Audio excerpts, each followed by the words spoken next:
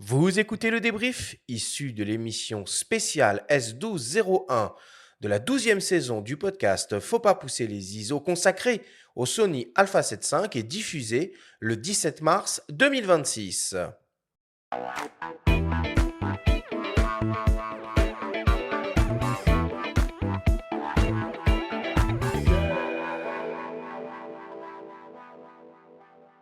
Nous sommes toujours avec Fabrice Abuaf de Sony France qui est accompagné du photographe Marc Schöffel pour parler du nouveau A7 V. Fabrice, Marc, si on devait essayer de résumer, de synthétiser tout ce que l'on s'est dit pendant cette émission. Fabrice, première question pour toi. Pourquoi historiquement la série des A7 tout court de Sony est ultra importante, aussi bien pour Sony que pour les créateurs? Parce que c'est, la gamme de produits, la gamme de boîtiers la plus polyvalente, qu'a conçue, Sony et même à mon avis sur le marché de l'hybride plein format. Voilà, c'est la force des Alpha 7, c'est de proposer en fait, vraiment toutes les fonctions possibles en photo, en vidéo pour des photographes amateurs, passionnés et même professionnels. C'est pas un peu trop long, 5 ans d'attente entre l'Alpha 7 IV et le nouveau A7 V? Ah, c'est pas comme ça qu'il faut voir, l'échelle de temps.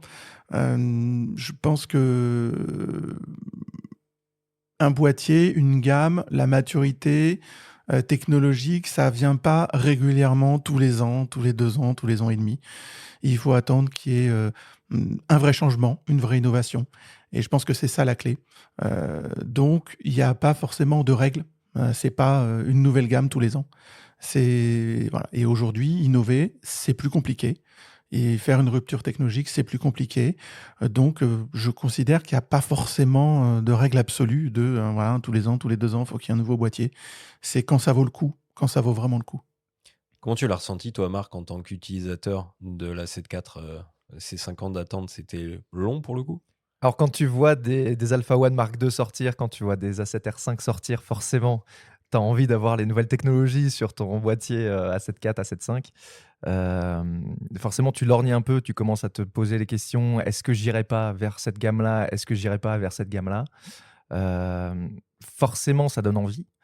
Mais aussi, ça te fait espérer aussi pour l'avenir. Tu te dis: «Bon, il y a ça qui est sorti aussi sur la 7R5, il y a ça qui est sorti Donc sur ça te maintient au sein de la marque quelque voilà, c'est part? ça, tout à fait. Tu te dis: «Bah, le prochain, A7 V, il va être incroyable». Enfin, tu attends vraiment, tu dis: «Bon, avec tout ce qui vient de sortir, on aura probablement des choses similaires pour un prix un peu moindre». Ce qui m'amène donc à la réponse à cette question que j'allais te poser. Selon toi, c'est le bon équilibre, un A7 V, entre performance, prise en main et tarif? Ouais, tout à fait, ouais, ouais. Pour moi, c'est effectivement, c'est un très bon équilibre. Quand tu es pas, ultra exigeant, que tu as pas envie de faire du recadrage intensif, 33 millions de pixels, ça suffit largement. J'ai déjà fait même des recadrages assez particuliers, assez extrêmes avec mon A7 IV à l'époque.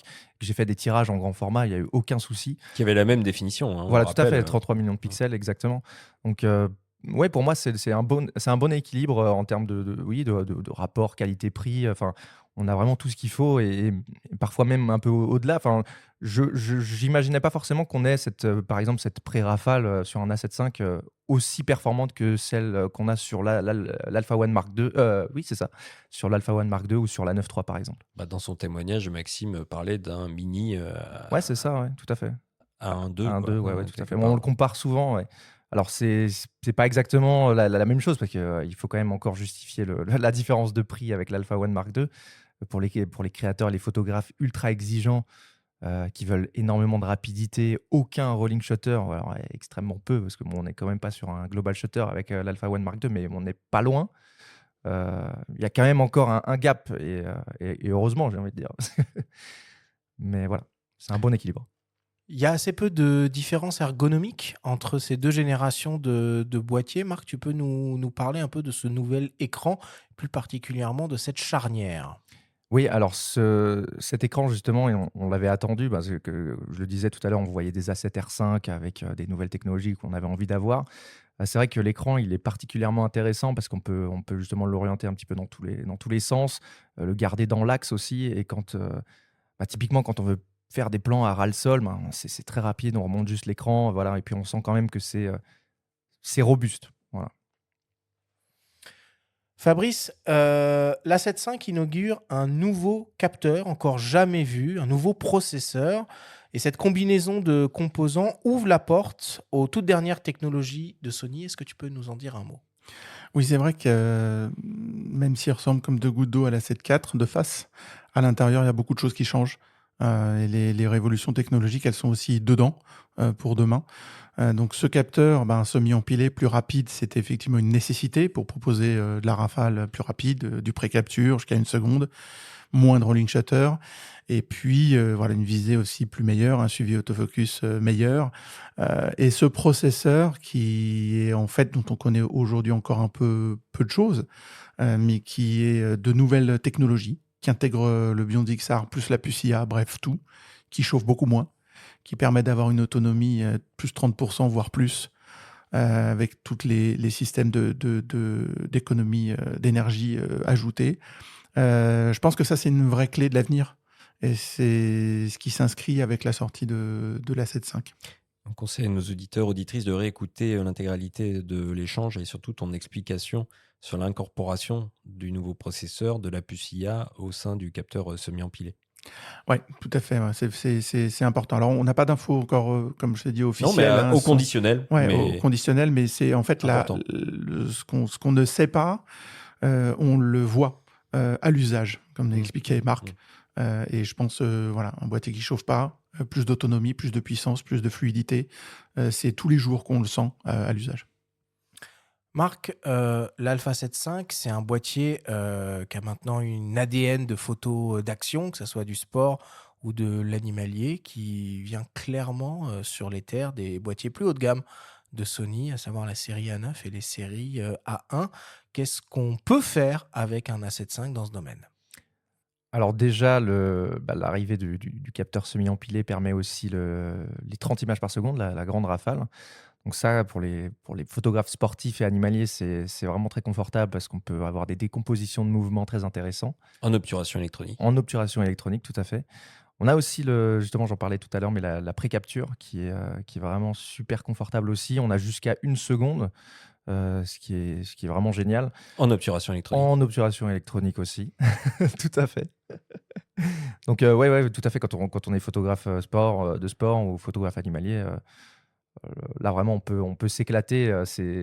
On revient beaucoup plus, enfin on revient plus facilement avec des belles photos. En fait, on a plus de, comment dire ça, on a. De taux d'image réussi. Ouais, voilà, c'est ça, tout à fait. Merci Fabrice. Non, et puis tu as l'autofocus qui est associé à ça, qui fait que voilà, Exact. ça ne démord pas du sujet. Fabrice, côté vidéo, on a la sensation que Sony s'est retenu au niveau des specs offertes sur cette Alpha 7.5. Est-ce que tu peux nous expliquer pourquoi? Alors, je pense que c'est un peu vite dit quand tu regardes tout le fondement de la fonction vidéo sur la 7.5. Il y a quand même des choses qui sont assez extraordinaires. Même si certaines fonctions, on en parlait beaucoup sur les réseaux, comme l'Open Gate par exemple, Marc en a parlé aussi tout à l'heure, ou le RAW en interne, qui est une fonction quand même un peu particulière. Je pense que la fonction vidéo de la 7.5, elle n'est pas en reste. On a un boîtier avec lequel on peut filmer en 4K 120 avec en crop APS-C, mais avec une qualité d'image extrêmement propre, un 4K 60 plein format, une stabilisation incroyable, une qualité d'image qui va bien, et surtout, je veux dire, un boîtier qui chauffe pas. Aujourd'hui, faire des vidéos horizontales et verticales, on sait les faire sans avoir besoin d'Open Gate, même si effectivement on peut comprendre que dans certains usages c'est mieux. Donc je pense que la fonction vidéo est vraiment pas en reste, et à l'usage en production, la 7.5 va être beaucoup plus puissant, facile à utiliser que tout un tas d'autres boîtiers de sa Et grande autonomie. gamme. Et l'autonomie de la quand même un batterie. truc, Donc je pense qu'à un moment donné, il faut faire un certain nombre de choix.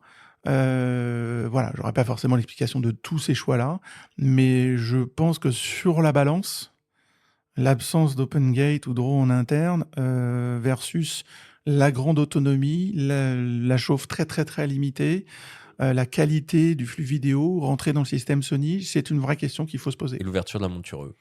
Alors oui, c'est encore. Non mais, bon, ça, c'est- non mais ça c'est sur tous les boîtiers. Mais effectivement, le choix qu'on peut avoir aujourd'hui d'optique en Sony est de la monture aussi.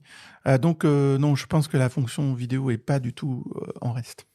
Et pour terminer, Fabrice, est-ce que tu peux nous rappeler le prix de ce nouveau A7 V? Alors la 7.5, on peut le trouver aujourd'hui dans tous les magasins partenaires, photos spécialistes et autres, à 2 999 €, sachant qu'il y a toujours l'offre qui court, qui est une offre de lancement, une offre conditionnée. Si vous voulez acheter une optique G-Master 2 avec le boîtier, voilà, vous aurez des remises allant jusqu'à 200 €. Il faut toujours prendre les promotions et en profiter jusqu'au 31 mars. Voilà, comme tout un tas d'autres promotions sur d'autres boîtiers Sony en ce moment même. Merci à vous deux pour toutes vos explications.